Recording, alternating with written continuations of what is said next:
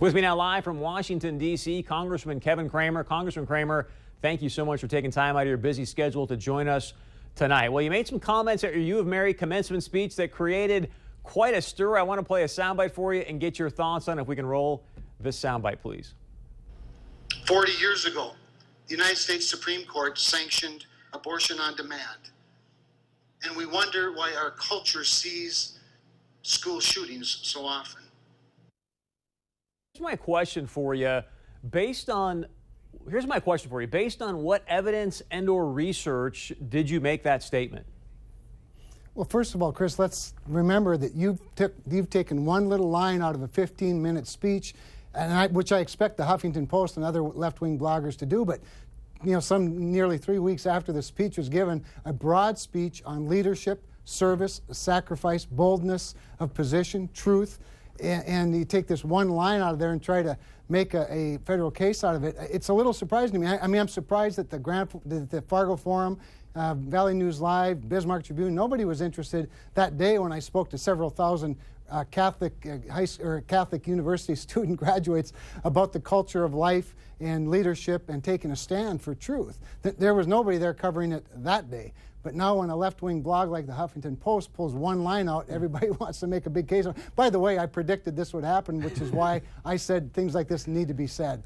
My point is this, Chris, that we have a deteriorating culture in this country, and we shouldn't be surprised by it, because we have lowered the bar so low with regard to cultural behavior. And so culture of life versus culture of death, whether it's respect for parents, vulgarity on broadcast television, all of the things that we've sort of let deteriorate in front of us lead to this sort of a culture. So it's more of a cultural statement than a factual statement. That line that you took out was part of a long litany of pros and cons of before and afters, and that was just one line out of it. And Kevin, you know me. I mean, I agree with what you're saying about the deterioration. I'm just looking at it going, okay, these are two of the most emotional subjects in our nation today, abortion and gun control and shootings that are happening with guns. And to speak from hyperbole in that, I'm just wondering, hey, did you have some factual basis, some research you were using to make that statement, or was it just more of a gut thing going, hey, this is how I feel, may not be true, but I'm going to say it anyways?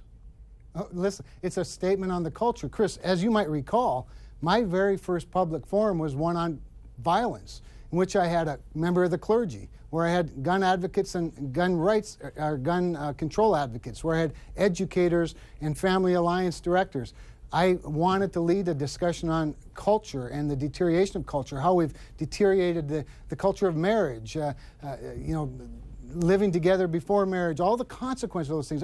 Whether I make a specific statement or not about one thing or another thing, I'm speaking more broadly about culture and use a number of things in my litany to make the point. But again, one of the lines in the speech that I said was, let's go back to Abraham Lincoln. It wasn't very popular when he passed the Emancipation Proclamation 150 years ago. Or Martin Luther King, who stood up against bigotry and discrimination. Or Dietrich Bonhoeffer, who stood nearly alone against his own church because he was the only person of any esteem willing to take on Nazi Germany.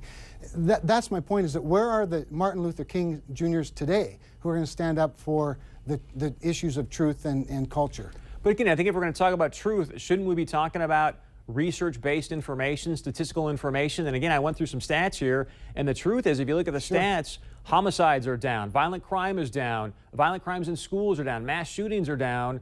So if we're going to stand for truth as you're claiming, where is that specifically, I guess, is what I'm asking. Chris, I don't know about the specific statistics you're looking at. I've looked at statistics that will also show you that we've lowered the standard to the point where violence in schools, we don't even hardly recognize it anymore. Disrespect that's shared or shown toward our teachers and our administrators, it's hardly gets on the gauge anymore because we accept it.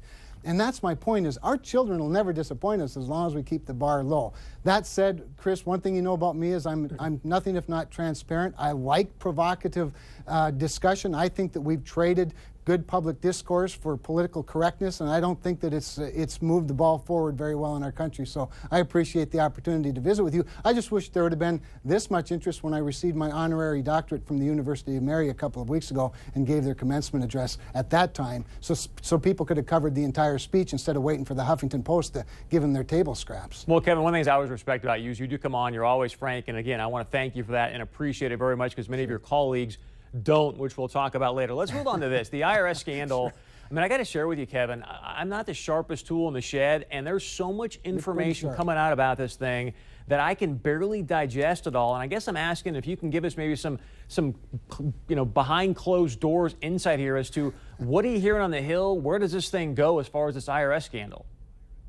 Well, it's going to go a long time, Chris, because it's already unraveling, as we've already seen. But can you imagine that we've gotten to a position in our country, perhaps it's a cultural position, where the IRS can ask you a question about how it is you pray or what it is you pray for in an application, but the director can walk out on members of Congress when they ask her tough questions. Whatever happened to a government of the people, by the people, and for the people? It's on its head in this town. And as you know, people are starting to talk. And when more than one person knows something, you're not going to keep it a secret for very long. I will say I'm very proud of the oversight of both the Senate and House committees on this. All the Republicans and Democrats, for the most part, are in tandem with this. They want to get to the bottom of it.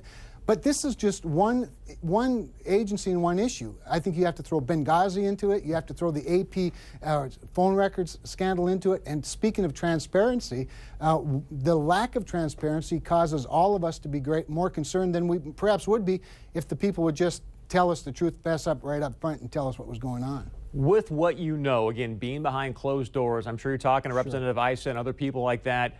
Where does this end up? Does President Obama end up being impeached? Oh, I think it's far too early to talk about things like that. One of the things I actually believe strongly in is if the facts are with you, let the facts speak. Get the facts out. Use the oversight powers of Congress, which is what we're doing right now. Subpoena if you need to, records, subpoena witnesses if you need to. But we don't need to turn the perpetrator into a victim before we have all of the facts. And so I've been advocating, including with the Speaker of the House just yesterday, let's go about this methodically and slowly and get to the truth before we start discussing things that all of a sudden make us look like the bad guys. Stay with us when we come back in. Congressman Kevin Cramer live from D.C. We're going to talk about the WRDA bill, also the future of the Farm Bill. We'll be back in 30 seconds. And as always, please join our conversation. Go to the website, 630pov.com. We'll be right back. Again, with us live from Washington, D.C., Congressman Kevin Cramer. Kevin, again, thanks for your time and sticking around. The Senate passes the WRDA bill. Does this version pass the House? Well, I believe the House will pass a WRDA bill. I talked to the Speaker about it yesterday. I've talked to the chairman of the appropriate committee about it. We'll pass a Water Resources Development Act bill in the House. It may not be identical to the Senate because we have this, in the House we have a prohibition on earmarks. And so when you start naming specific projects in an authorization bill like WRDA, it can sometimes take on the form of an earmark. So we have to do it in a little broader sense, but I'm comfortable that we'll get something done.